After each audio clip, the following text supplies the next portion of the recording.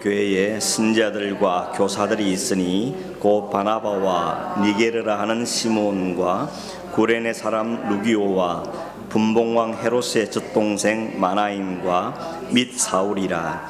주를 섬겨 금식할 때에 성령이 이르시되 내가 불러 시키는 일을 위하여 바나바와 사울을 따로 세우라 하시니 이에 금식하며 기도하고 두 사람에게 안수하여 보내니라. 아멘. 사도행전은 1장 8절에서 주님께서 말씀하신 그 약속의 말씀이 어떻게 이루어져 가는가, 이거 보여주는 게 사도행전입니다. 1장 8절에 잘 아시죠? 오직 성령이 너희에게 임하시면, 그 다음 뭡니까? 너희가 권능을 받고 예루살렘과 온 유대와 사마리아와 땅끝까지 이르러 내 정이 되리라. 내 정이 되리라 라고 하셨죠. 그 말씀이 이루어지는 가는 것이 어떻게 이루어져 가는가 하는 걸 보여주는 게 사도행전의 역사입니다. 크게 나누면 1장에서 12장까지, 지난주까지 살펴보았던 12장까지는 이 복음이 예루살렘을 벗어나서 유대와 사마리아까지 어떻게 복음이 전개되는가 하는 걸 보여주었습니다. 이 일에서 가장 핵심적인 인물은 누군가 하면 베드로였습니다. 베드로가 아주 중심 인물을 역할을 감당했습니다. 오늘부터 보는 이 13장부터 28장은 이제 아시아를 뛰어넘어서 유럽으로, 로마로, 스페인으로 이 복음이 어떻게 확장되어 가는가 하는 걸 보여주고 있는데, 이 일을 할 때의 중심 인물은 누구죠? 사도 바울이죠. 그래서 12장까지는 베드로가 좀 중심 인물이었다면 13장부터 뒤에는 사도 바울이 중심 인물이다, 이렇게 말할 수가 있겠습니다. 물론 그렇다고 베드로나 바울이 주인공이라는 뜻은 아니죠. 주인공은 누구입니까? 성령님이 주인공이시죠. 성령께서 베드로를 사용하시고 성령께서 바울을 사용하셔서 하나님이 이루시는 그 하나님의 약속의 말씀을 이루어가는 걸 보여주는 게 사도행전입니다. 그래서 사도행전을 다른 말로 성령행전이다, 이렇게 말하는 이유가 거기에 있는 것입니다. 바울이 13장부터 드디어 등장하기 시작하는데, 그가 선교 여행을 통해서 세계 여러 나라를 다니기 시작합니다. 13장부터 15장까지가 첫 번째 선교 여행인데 한 3년 걸렸다 그러죠. AD 46년부터 48년까지 약 3년 정도 걸쳐서 1차 선교 여행을 하는데, 주로 소아시아 지역이죠. 오늘로 말하면 터키 지역, 이 지역에 복음을 전하게 되는 것입니다. 바울이 선교소로 갈 때 내가 선교소 가겠습니다 스스로 자원한 게 아니죠. 어떻게 갔습니까? 안디옥 교회가 그 바울과 바나바를 따로 구분해서 이 두 사람에게 안수해서 선교사로 파송하게 된 겁니다. 성령의 지시함 따라서 가게 되는 것이죠. 안디옥 교회는 어떤 교회라고 그랬습니까? 무명의 성도들, 이름을 알 수 없는 성도들이 예루살렘에 있었던 그 스데반의 핍박 때문에 흩어진 사람들 가운데 어떤 일부 사람들이 안디옥에 가서 거기서 복음을 전했는데, 유대인뿐만 아니고 이방인들 복음을 전했는데 이 사람들이 복음을 받아들이고 그게 교회가 세워지게 됐죠. 이 소실들은 예루살렘 교회가 신실한 일꾼이었던 바나바를 목회자로 파송하게 되고, 바나바는 가서 목회를 하기 시작하기 전에 함께 동력자로 바울을 데리고 오죠. 다소에 있는, 고향에 있는 바울을 데려와서 두 사람이 함께 합력해서 1년 동안 사역을 했습니다. 그래서 결과가 뭔가 하면 안디옥 교회에 처음으로 그리스도인이라 하는 이름을 부름을 받기 시작했고, 신실한 사람들이 세움을 받은 것을 보여주는 것입니다. 그 1절에 나오죠. 안디옥 교회에 선지자들과 교사들이 여러 명 있었다, 이렇게 말하면서 5명의 이름이 소개되어 있습니다. 첫째는 바나바, 두 번째는 니게르라 하는 시몬, 세 번째는 구레네 사람 루기오, 네 번째는 분봉왕 헤롯의 젖동생 마나엔, 그리고 마지막이 사울이 바울이죠. 5명 이름이 등장합니다. 이 바나바 사울은 비록 우리가 잘 아는 사람인데 나머지 사람도 상당히 흥미로운 이름들입니다. 니게르 그러면 뜻이 검다는 뜻이지 않습니까? 니게르. 그러니까 아마도 이 니게르를 하는 시몬은 피부색이 검은 사람이었겠다, 이렇게 우리가 짐작해 볼 수 있겠고, 구레네 사람 루기오 그랬는데, 구레네도 역시 북아프리카 지역에 있는 지명 이름이죠. 오늘날 말하면 리비아라고 이야기합니다. 북아프리카에 있는 지역 이름이죠. 거기 출신 루기오다 이렇게 말합니다. 어떤 학자들은 이 루기오가 구레네 사람이다 하는 걸 봐서 예수님의 십자가를 지고 갈 때 대신 지고 간 사람, 그 사람이 아닌가 이렇게 보기도 하는 걸 볼 수 있습니다. 아무튼 그도 아프리카 사람인 것 같고, 그 네 번째 있는 분봉왕 헤롯의 젖동생 마나엔, 이 사람이 상당히 흥미로운 사람이죠. 헤롯은 이 당시에 헤롯 안티파스를 가리킵니다. 헤롯 안티파스도 역시 기독교를 심하게 핍박했던 사람이죠. 근데 이 마나엔 사람은 어떤 사람인가 하면 젖동생이라 그러죠. 이 헤롯이 어렸을 때 그 어머니가 젖이 너무 부족하니까 아주 신실한 믿을 만한 신하의 아내에게 젖을 같이 먹여달라고 부탁을 한 겁니다. 그래서 그걸 왕궁에 불러다가 자기 헤롯의 아들과 그리고 그 사람의 아들 마나엔과 둘이를 엄마가 같이 젖을 먹여서 키웠다는 거죠. 그래서 젖동생이다, 이렇게 형제 같은 사람이다, 이렇게 표현을 하고 있는 것입니다. 재밌는 건 뭔가 하면 그렇게 한 엄마의 젖을 먹고 자란 두 사람이, 하나는 기독교를 핍박하는 헤롯 왕이 되고 한 사람은 안디옥 교회의 리더가 됐다는 것이죠. 참 이게 묘한 일이죠. 하나님 하신 일이 참 신비롭고도 묘한 일인 거죠. 어떤 사람은 하나님 기독교 핍박하고 같이 자랐는데 한 사람은 안디옥 교회의 리더가 돼서 이런 교사가 된 일을 보게 되는 것입니다. 아무튼 이걸 통틀어서 볼 때 안디옥 교회는 리더들 가운데 참 사람이 다양한 리더가 있었구나 하는 걸 알 수 있는 거죠. 피부색도 다르고 나라도 다르고 또 출신도 다르고 배경도 다른 이런 다양한 사람들이 모여서 교회의 리더가 됐다는 걸 보면 그 교회도 아마 우리식으로 말하면 멀티컬처 같은 이런 다민족이 같이 모이는 그런 교회였겠다 하는 걸 우리가 알 수가 있는 것입니다. 바나바와 바울은 유대인이죠. 그리고 아까 말한 시몬과 구리오는 아프리카 사람 보이고 마나에는 아마도 로마인에서 보이는 것입니다. 그러니까 흑인도 있고 귀족도 있고 개종한 사람도 있고 여러 사람이 모여서 교회의 리더가 됐다는 것입니다. 이게 교회라는 겁니다. 이 땅의 교회는 인종, 국가, 신분, 배경, 문화 이 모두에 불구하고 그건 달라도 하나의 공동체를 이룰 수 있는 것이 교회입니다. 이 교회가 참 독특한 공동체인 것이죠. 사람들이 그 당시 사람들은 교회를 보면서 이상하게 생각하죠. 그래서 저 사람이 도대체 왜 저렇게 하나가 되는가?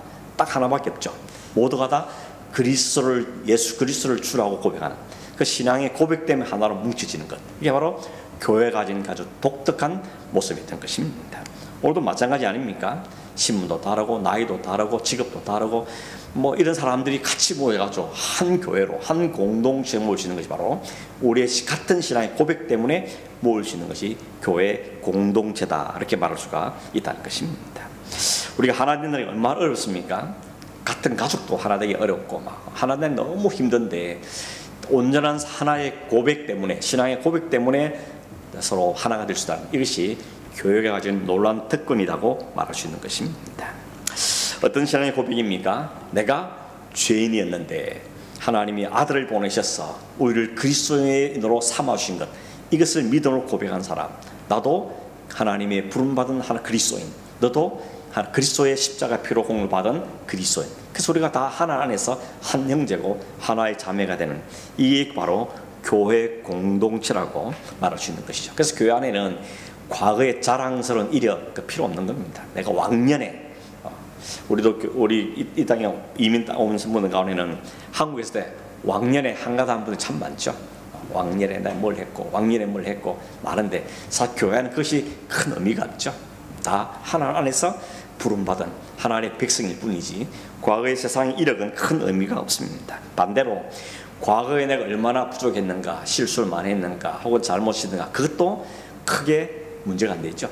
이미 이제는 그리스도 안에서 새로운 피조물이 되었기 때문에 그 사실 때문에 받아들여질 것, 허용되는 것, 용납하는 것이 바로 교회의 모습이다. 그렇게 말할 수가 있는 것입니다. 그래서 교회는 사실은 알고 보면 참 이게 골치 아픈 집단인 겁니다. 너무 생각도 다르고 다 다른 사람들인데 이게 또 하나가 되어 있으니까 얼마나 어려운가 하는 것이죠. 그런 말들 있지 않습니까? 교인이 100명이면 교회관도 100개다. 자기가 생각하는 교회가 다 다르기 때문에 교회는 이래야지, 무슨 소리냐, 교회는 이래야지, 이런 말들이 많은 겁니다. 그래서 교회 리더가 된다는 게 그렇게 만만한 일이 아닌 것이죠. 교회 하나됨을 유지하기 위해서는 우리가 꼭 있어야 될 게 뭔가 하면 동일한 신앙 고백, 이게 가장 기본입니다. 예수가 그리스도심을 분명히 믿는 이 신앙의 고백이 가장 중요한 겁니다. 이 고백 위에 교회가 세워졌기 때문에 우리 모두가 하나의 공동체가 되면 이 신앙의 고백이 같아야 된다. 이거는 틀림없는 중요한 사실인 것이죠. 또 하나를 든다면 자기를 내려놔야 되는 것이죠. 교회는 자기를 내세우기 시작하면 그때부터는 문제가 어려워지는 것입니다. 항상 내 기준, 내 생각, 내 판단을 한 수 접고 주님의 생각이 뭔지, 주님의 뜻이 뭔가 하는 점을 살펴보는 것이 모두가 갖춰야 될 모습이라는 것입니다. 그래서 그런 이야기 종종 하죠. 내 생각은 그건 없고 네 생각은 안 중요하다. 주님이 주신 마음이 이렇습니다. 이 마음이 중요하다는 겁니다. 앞으로 여러분 꼭 그렇게 하시길 바랍니다. 뭔 회의를 할 때도 내 생각에는 이러지 말고 주님이 내게 이런 마음을 주는데 이렇게 해야 되지 않을까요? 이래야 되지. 내 생각, 내 주장 그렇게 내세우는 것은 옳은 태도가 아니라는 겁니다. 특별히 조심해야 되는 것이 서로 내가 가진 기준 때문에 사람을 평가하고 비난하는 거죠. 이게 가장 무서운 거지 아닙니까? 뭐 교회뿐만 아니지만 특히 교회 안에서도 이게 무서운 겁니다. 그래서 야고보 4장 11절 12절에 이렇게 말합니다. 형제들아 서로 비방하지 말라. 형제를 비방하는 자나 형제를 판단하는 자는 곧 율법을 비방하고 율법을 판단하는 것이라. 네가 만일 율법을 판단하면 율법의 준행자가 아니요 재판관이로다. 입법자와 재판관은 오직 한 분이시니 너희 구원하기도 하시며 멸하기도 하시느니라. 너는 누구에게 이웃을 판단하느냐. 두려운 마음으로 받을 말씀이죠. 생각은 다를 수 있습니다. 의견이 다를 수도 있습니다. 그러나 그것이 다르다는 것이 비난이나 판단으로 가면 안 된다는 거죠. 그렇게 판단하고 판단할 수 있는 분은 오직 하나님뿐이라는 거죠. 법을 세우고 재판하신 분은 하나님뿐이다. 그렇게 말하죠. 근데 도대체 너는 누구에게 이웃을 판단하느냐? 네가 재판관이냐? 네가 입법자냐? 그렇게 묻고 있는 것입니다. 오늘 우리에게 되는 것은 하나님께서 나를 독생하신 아들을 통해서 살려주시고 하나님 자리 삼으신 것에 감사할 뿐이고 그렇게 동일한 은혜를 입은 사람들 향해서 판단하고 비난하고 정죄하는 것은 아니라는 것입니다. 그건 하나님만이 할 수 있는 일인데 우리가 거기를 할 수는 없다는 것입니다. 그러면 비판하면 안 되느냐, 판단하면 안 되느냐? 성경에 말씀한 게 있죠. 말씀을 따라서 해야 되고 뿐만 아니고 기도하는 마음으로 해야 되고 너부터 먼저 살피고 가라. 이게 원리죠. 갈라디아 6장 1절에 보면 형제가 실수하고 문제가 일으키면 먼저 자신을 살피고 나는 혹 저 모습이 없는가 먼저 살핀 다음에 온유하고 겸손한 마음으로 가서 굿변하라 이렇게 말하고 있죠. 그것도 혼자 하지 말고 두세 정인이 함께 하고 교회가 함께 해서 건면한다 이렇게 우리에게 이야기하는 걸 보게 되는 것입니다. 성경에 등장하는 사람들 보면 다 다양하지 않습니까? 다양합니다. 특별히 성경이라는 이 성경 66권 성경이 완성되기 위해서 몇 명이 동원됐습니까? 40명. 40명이 이 성경을 기록하는 데 동원됐습니다. 기간이 얼마죠? 1500년 걸려서 1500년 동안 40명이 동원돼서 쓰여진 게 성경입니다. 그런데 우리가 이 성경은 마치 한 사람이 쓴 것처럼 통일성을 갖고 있죠. 이유는 뭐죠? 성령의 감동으로 된 거기 때문에 성령의 감동으로 써지기 때문에 자기 생각, 자기 판단하는 것이 아니고 성령 주시는 말씀을 따라서 기록하기 때문에 40명이 그것도 각 직업도 다르지 않습니까? 어떤 사람은 사도도 있고 어떤 사람은 목자도 있고 어떤 사람은 왕도 있고 다양한 사람들이 1500년에 걸쳐 썼지만 성령 아래에 있기 때문에 성령의 감동 아래에 있기 때문에 한 권의 책으로 묶여지는 것이 바로 성령이라는 겁니다. 이걸 우리에 뭘 보여주는가 하면 이게 하나님의 교회 원리라는 것입니다. 하나님 교회가 1500년, 2000년, 3000년이 돼도 하나의 공동체가 될 수 있는 것은 한 하나님, 한 성령님, 한 그리스도 그분이 우리의 주가 되시고 우리를 이끌어 가시기 때문에 하나가 될 수 있음을 말씀하고 있는 것이 이런 공동체는 세상에 없습니다. 역사상에 없습니다. 어떻게 1500년에 40명이 함께 있는데 어떻게 똑같은 이야기를 할 수 있느냐? 그것은 기독교의 하나님만이 성령으로 해서 외에는 아무 설명자가 될 수가 없다는 이야기인 것입니다.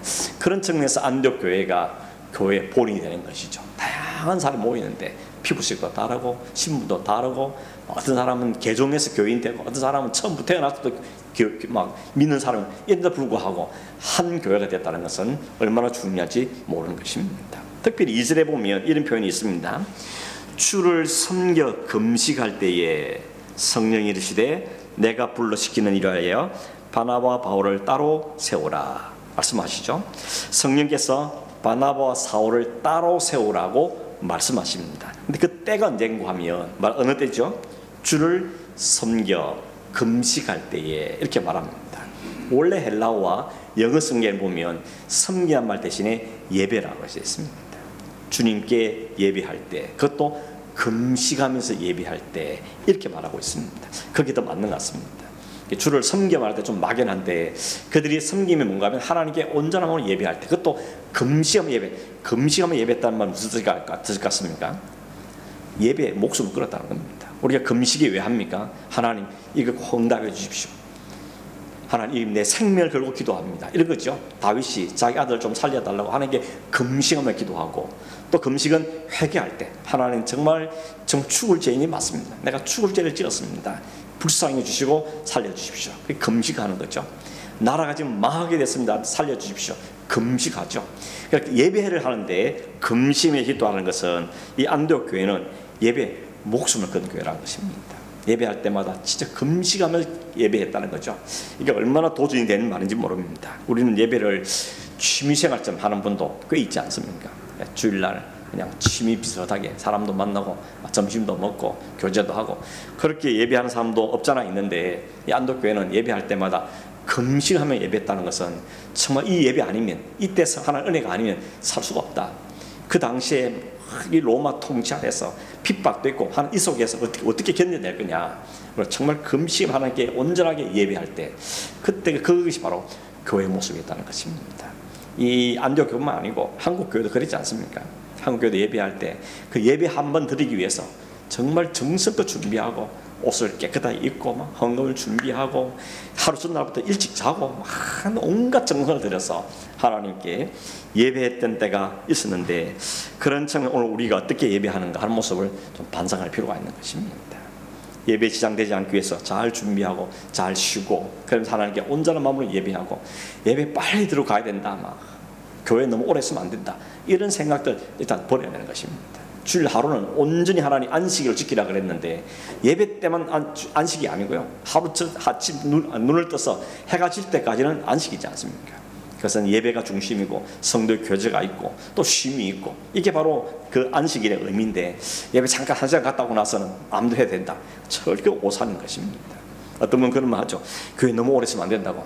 무슨 그런 이야기겠습니까? 하루 종일 하나님 성전에 있는 게 다윗은 좋다 그랬는데, 그럼 하나님 앞에 예배하는 그 태도가 우리 다시 한번 살펴봐야 되는 것입니다. 특별히 그렇게 할 때 무슨 일이 일어났습니까? 성령이 말씀을 주시더라는 겁니다. 이게 우리가 얼마나 충격입니까? 우리 하나님 말씀 듣고 싶어 하지 않습니까? 어떻게 해야 됩니까? 뭘 해야 됩니까? 막 듣고 싶어 하는데 언제 들려주다 그러죠? 금식하며 기도할 때 하나님이 그들에게 오셔서 말씀을 주시더라는 겁니다. 그렇다면 우리가 하나님 좀 말씀을 듣고 싶고 어떻게 해야 되는지 알고 싶고 뭔가 인도받고 싶을 때 우리 할 일은 하나님 정말 금식하는 하면서 하나님 기도하는, 예배하는 이런 태도가 우리에게 있어야 된다는 것을 보게 되는 것입니다. 이 안독교회가 금식하며 집중하여 예배 드릴 때 생각도 안 했는데 하나님이 음성으로 성령이 그들에게 말씀하시죠. 성령 말하기를 내가 불러 시키는 이를 위해서 바나와 바울을 따로 세우라 라고 말씀하십니다. 예배할 때 하나님 말씀을 들려주다는 것이죠. 뭘 하라고요? 내가 불러서 시키는 일을 위해서 바나와 바울을 따로 세우라 라고 말합니다. 성령이 불러서 시키니 뭘까요? 우리는 알죠. 그가 복음을 들고 아시아와 유럽과 온 세상을 향해서 복음을 들고 나가도록 하는 게 성령 하신 일이죠. 원래 처음부터 하는 계획이었습니다. 사도 바울이 사울일 때 다메섹으로 예수 믿는 사람 잡아 죽이려고 잡으러 갔을 때 그가 다메섹에 빛으로 오신 주님을 만나고 완전히 거꾸러지죠. 3일 동안 먹지도 못하고 보지도 못하고 마시지도 못하고 완전 죽은 상태에 있을 때 하나님 그를 위해서 아나니아를 보내지 않습니까? 아나니아가 아니 하나님 저 인간 어떤 인간인지 모르십니까? 내가 어떻게 갑니까? 라고 주저할 때 하나님 하신 말씀이 뭐였는가 하면 가라, 이 사람은 내 이름을 이방인과 임금들과 이스라엘 자손들에게 전하기 위하여 택한 나의 그릇이다. 내가 택한 그릇이다. 그가 내 이름을 위하여 얼마나 고난을 받아야 할 것을 내가 그에게 보일 것이다. 이렇게 말씀을 주시고 아나니아를 보내셨습니다. 하나님께서 바울을 불러 시킨 일, 하나님의 그를 찾아가시고 그를 부르신 계획과 목적은 뭔가 하면 이방인과 많은 사람들에게 예수 그리스도를 전하는 것, 그게 바로 그가 불러세운 일이고 그 일을 감당하기 위해서는 많은 고난을 받을 거다까지도 말씀하시던 것입니다. 여러분, 사도 바울이 성령의 인도 받아서 따로 세움을 받았는데 그 다음에 아주 신나게 막 모든 게 평탄히 잘 간 게 아니고 고난을 받으면서 그 일을 감당하는 것이 하나님의 말씀이었다고 분명하게 이야기하고 있는 것입니다. 그렇다면 안디옥에 있는 성도들은 그리스도를 안전으로 된 거였습니까? 아니죠. 우리 흔히 사도 바울과 바나바를 따로 세웠다 그러니까 이 두 사람에게만 복음을 전하는 사명을 주는가 생각하기 쉽지만 그렇지 않습니다. 안디옥에 남아있는 사람도 역시 예수 그리스도를 전하는 사명을 받은 건 동일한 것입니다. 그럼 왜 따로 세웠습니까? 이 사람들은 안디옥을 떠나서 지역을 여러 지를 다니면서 복음을 전하는 것이 다를 뿐이지 그들이 전한 내용은 있으나 떠나나 같은 것입니다. 예수 그리스도를 증거하는 것, 그것이 바로 그 안디옥에 있는 성도들이나 보냄을 받은 바울과 바나바나 모두에게 도준 동일한 사명이라는 건 같다는 것입니다. 그래서 우리는 오해할 때가 있죠. 우리가 선교사 보낼 때 선교사님들만 가서 열심히 복음을 전하고 그렇게 사는 게 아니죠. 우리는 돈 보내드리고 헌금해서 보내드리고 기도하면 우리 할 일 다 했다, 그거 아니라는 겁니다. 그분은 떠나가서 거기서 복음을 전하고 우리는 있는 자리에서 복음을 전하는 것이 차이뿐이지 동일하게 우리가 예수 그리스도를 전하는 삶을 사는 것은 동일한 하나님이 부르시고 시키신 일이다 하는 것을 기억해야 되는 것입니다. 그런 측면에서 우리가 다시 한번 좀 반성해야 되는 겁니다. 여러분, 얼마나 그리스도를 전하면서 사십니까? 그리스도를 전하는 일에 위해서 얼마나 관심을 갖고 있습니까? 물론 내가 전한다고 다 믿는 건 아니지만 적어도 시키는 그 일은 뭔가 하면 전하는 건 우리가 해야 될 일이라는 것입니다. 내가 믿어보니까 예수가 그리스도입니다. 예수님 내에서 이끌어갔습니다. 주님이 우리 가정을 이렇게 돌보십니다 하는 것을 전해야 된다는 겁니다. 그건 우리가 해야 될 삶이라는 것입니다. 가서 하든지 여기서 하든지 가정에서 하든지 직장에서 하든지 어디서든지 일은 하는 것이 우리에게 불러주시는 사명이라는 것입니다. 그래서 이런 말이 있죠. 모두가 선교사가 될 수는 없지만 또 모두가 선교사가 될 필요는 없지만 모두가 선교적인 삶을 살아야 한다는 것입니다. 모두가 목사가 될 필요는 없지만 그러나 복음을 전하는 데서는 예외가 없다는 것이 성경이 우리에게 알려주는 말씀인 겁니다. 제가 오랫동안 이제 우리 교회가 10년째 되기 때문에 다음 10년은 어떻게 해야 될 건가 고민은 많은데 최근에 하나님 주신 마음이 뭔가 하면 우리 교회가 선교적인 삶을 사는 교회 돼야 되겠다 이런 마음이 많이 있습니다. 저부터 시작해서 우리 모두가 다 선교사가란 말이 아니고 자기가 있는 위치에서 직장에서 혹은 주변 사람에게 예수를 전하고 내 삶을 통해서 그리스도가 어떤 걸 드러내는 삶을 사는, 그게 바로 선교적인 삶을 사는 거죠. 흔히 미셔널 처치다 이런 표현을 씁니다. 선교하는 교회, 우리 헌금의 50% 70% 선교하겠다 그런 걸 넘어서서 우리 삶이 선교사적인 삶을 사는 것, 선교의 삶을 사는 것, 이게 바로 우리가 이제 마지막 시대에 해야 될 사명이라는 것입니다. 열심히 살고 열심히 돈도 버시고 열심히 하되 그 궁극적인 목적은 그리스도를 드러내기 위해서, 그리스도를 전하기 위해서 예수를 믿고 내가 신실히 사는 하나님 우리가 어떻게 복을 주는가 봐라 이런 것도 이야기하고 어려움을 겪는데 이 어려움 속에도 하나님 우리를 이끌어가는지 봐라. 어떻든지 잘 되든지 간에 관계없이 우리의 삶에 감개하시는 그 그리스도를 드러내고 증가하는 이것이 우리 해야 될 삶인 것입니다. 성령이 우리를 불러서 시킨 일은 그거 외에 다른 일이 없습니다. 우리는 기도하고 관심이 늘 나, 내 자녀, 내 건강 여기만 우리가 너무 매여 있지 않습니까? 솔직히 여기 좀 벗어서 그건 다 하나님이 뭘 먹을까 뭘 주님 책임진다 그랬는데 주님 책임다 그랬는데 자꾸 우리는 주님도 책임지시면 나도 책임져야 됩니다 이렇게 생각을 하죠. 그래서 어떻게 할까 고민하고 하는데 주님께 조금 맡겨드리고 주님 좀 더 신뢰하고 주님이 이렇게 해서 우리가 어떻게 살 것인지 좀 고민하고 생각해 볼 필요가 있다는 것입니다. 바울이 좀 더 일찍 부름을 받으면 좋지 않은가 이런 생각 들지만 왜 바울이 그렇게 막 핍박자로 살고 막 그렇게 살다가 뒤집어졌을까요? 하나님이 그를 통하여서 그런 사람들에게 복음을 전하기 위해서 그를 사용하신 거죠. 그래서 바울이 뒤집어진 걸 보면서 사람들이 충격을 받고 도대체 저 인간이 어떻게 저렇게 됐는가 했을 때 바울이 그러죠. 나는 당신이 아는 것은 죄인 중에 괴수다. 나 같은 죄인이 없다. 얼마나 죄인인지 모른다. 그런데 나의 나댕이지 하나님의 은혜고 그리스도가 나를 만나서 나를 이렇게 바꾸어 놓았다 하는 것을 그의 삶으로 뼈저리게 증거하는 거죠. 그때 그 복음이 능력 있게 나타나게 되는 것입니다. 그렇다고 우리 모두가 다 바울처럼 막 핍박자 되었다가 꼭 그럴 필요는 없지만 우리가 경험한 그리스도, 우리가 알게 된 그리스도, 그 그리스도를 말하고 우리 삶으로 들어지고 섬김으로 선행으로 보여주는 것, 그것이 바로 우리가 해야 될 일들인 것을 우리가 우리에게 말씀해주고 있는 것입니다. 사도 바울을 만나서 만약에 인터뷰를 해보십시오. 바울, 당신이 어떻게 그렇게 능력 있는 삶을 살았습니까? 물어보면 바울이 이렇게 말하는 거죠. 나의 나 된 것은 하나님 다 은혜지. 내가 한 거 아무것도. 나는 내 본성은 예수 핍박하는 사람이었다고. 그게 열심히 됐던 사람이요. 근데 내가 주님을 만남으로 주님 나를 완전히 꺾으셔서 이제 전에는 핍박자인데 이제는 오히려 정리하고 살게 됐고, 내가 예수 그리스도 내 생애 최고를 알게 되고 내 생명 하나님의 땅을 알게 됐기 때문에 그걸 전하지 않을 수 없으노라고. 그리고 고난과 핍박과 환난과 많은 겪었지만 주님이 나를 당하시 그걸 생각하니까 나는 이 속에서도 감사하면서 이를 감당할 수 없을 수밖에 없으노라고. 그건 분명히 인터뷰에서 그렇게 이야기하게 되는 것이죠. 디모데한테 그러죠. 디모데도 어린 나이에 목회를 하는데 안쓰러워서 이야기해요. 나도 전에는 핍박 좀 방해받지만 그리스도 은혜로 내가 지금 오늘날까지 살고 있다. 너도 담대하라. 네 연수함을 없이 여기지 못하게 하고 하는 말씀이 굳건히 있어서 말씀 전할만 하라 라고 그에게 당부하는 걸 보게 되는 것입니다. 결국 바울은 자신이 어떤 존재였는데 그리스도를 만남으로 어떤 인생을 살게 된지를 너무 뼈저리게 확실하게 그런 경험했기 때문에 어느 누구보다도 자신 있게 확신을 가지고 복음을 전할 수 있게 된 것이죠. 하나님께서는 그 바울을 통하여서 바울 같은 사람들을 부르시고 그들을 삼으시기 위해서 그걸 그렇게 사용하시는 우리에게 보여주고 있는 것입니다. 우리는 부르심의 모양은 다 다르지 않습니까? 그 중에도 바울 같은 삶을 사는 분이 계실지 모르겠지만 그런 사람도 있지만 또 다른 모습도 다양합니다. 그러면 그 모습에 적당하게 쓰시기 위해서 우리를 그렇게 부르시다는 것을 이해해야 되는 것이죠.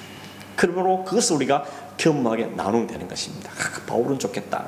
하여튼 바울처럼 안 돼서 못해. 그럴 필요 없이 내게 주신 은혜, 내가 경험한 것이도 내가 누리는 그 삶의 은혜들을 그리스도를 전하는 것이 바로 우리가 해야 될 모습인 것을 말씀하고 있는 것이죠.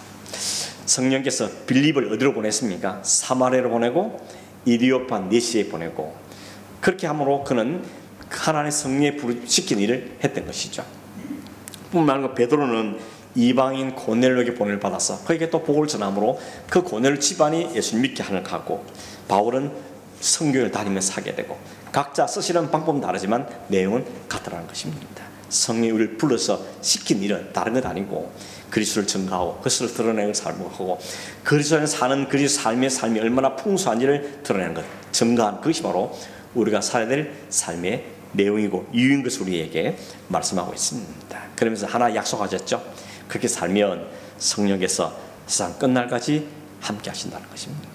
우리 혼자 맡기지 않고 네 실력 해라, 네 힘으로 하지 않고 성령께서 말도 생각나게 할 거고 입에 말도 넣어줄 것이고 우리 감정도 다스려 줄 것이고 우리의 능력도 주셔서 일을 하게 할 것이라 우리 분명하게 말씀하고 있는 것입니다.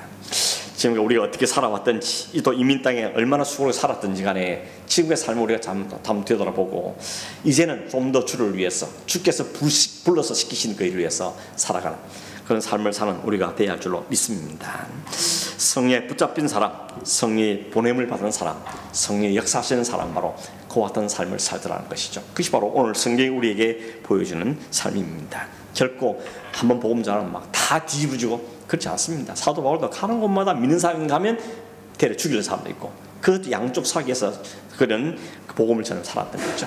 힘들면 힘든 속에서 하는 은혜를 경험하고 잘 됐든 잘 되면 또 하나님께 감사하고 이 삶 가운데서 그 어려움 속에도 낙심하지 않고 주를 붙들게 되고 잘 됐어도 교만을 떨지 않고 하나님께 감사와 영광을 돌리고 이런 삶을 보여줄 때 안디옥 교회 사람들이 도대체 너희들은 어떤 사람이냐, 너희는 그리스도인이구나 라고 말한 것처럼 우리가 그리스도인됨을 드리는 삶을 살게 되어지는 것입니다. 성령께서 불러서 시킨 일은 하나님을 정확하게 만나고 그 주님 안에서 우리 신분이 누군지를 깨닫고 어떤 은혜를 누리며 사는지를 잘 알고 그것을 우리 삶 속에서 드러내는 삶을 사는 것, 바로 그게 성령이 우리의 시키신 일인지를 알고 우리의 삶을 통해서 그리스도가 잘 드러나는 삶을 살기를 소망하는 우리 모두가 되기를 주님으로 축원합니다.